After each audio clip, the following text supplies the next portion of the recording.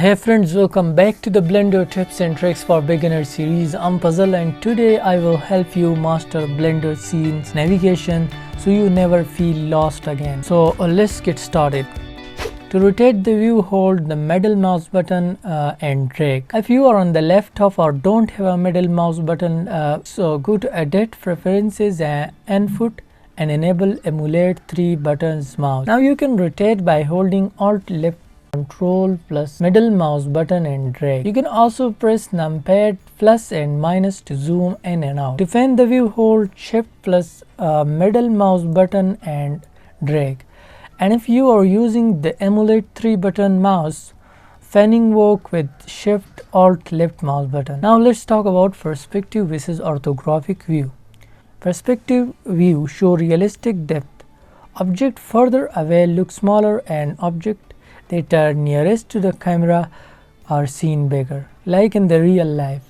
Orthographic view flattens the view, very useful for modeling accurately, and it is like it show all the things which are far away or near in the same scale or original scale of that object. Press numpad 5 to toggle between perspective and orthographic view.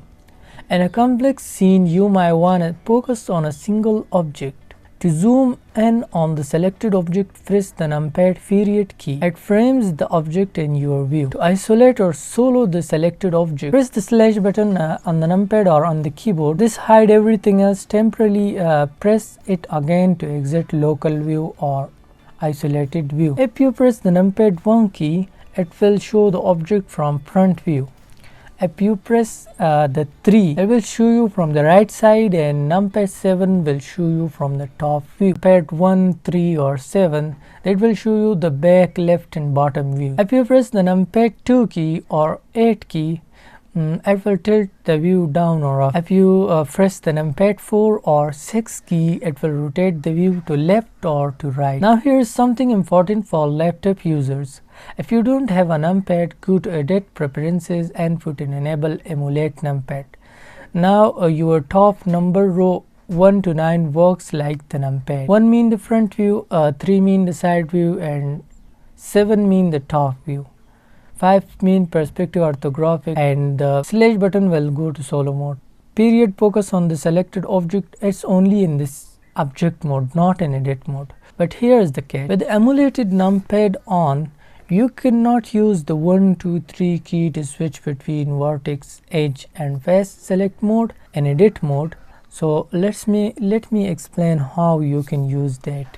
When you go to edit mode, by pressing the tab, you can work on vertex, edge, faces, which shortcut keys are 1, 2, 3 of the keyboard. But with the emulate numpad on, these keys will now control the view. So you have two options.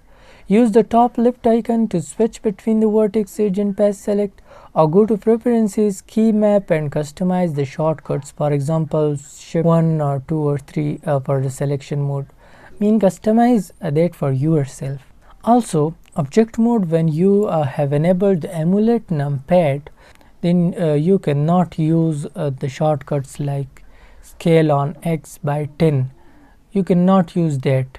This way you can navigate and model smoothly on a laptop. Here is a tip: better control while zooming or rotating. By default, Blender rotates and zoom around the center of the scene. But if you select something and press numpad period, your view will rotate and zoom around the object instead.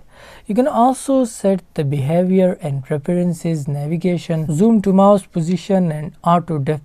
When you select these help you zoom exactly where your mouse is pointing and avoid that weird zoom lag. You can also try changing the zoom method to dolly or scale to see which feels smoother for you. So to quickly recap, you can rotate the scene by middle mouse button or alt left mouse button.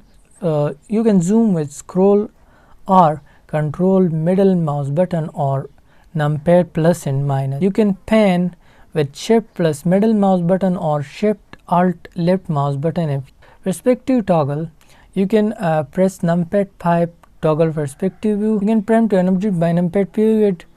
You can go to solo mode and group mode by pressing the slash key on the numpad or on the other side of the keyboard. Alright, that's it for this part of the Blender tips and tricks series. I'll be uploading more quick and helpful tips in the upcoming days, so make sure to subscribe and turn on the bell icon so you don't miss any update. And hey, if you want to appreciate the effort or have any question, feel free to drop a comment below and give me a like. Also, don't forget to follow me on other platforms. Links to them are in the description below. Stay creative, stay focused, and we'll see you in the next video. Thank you.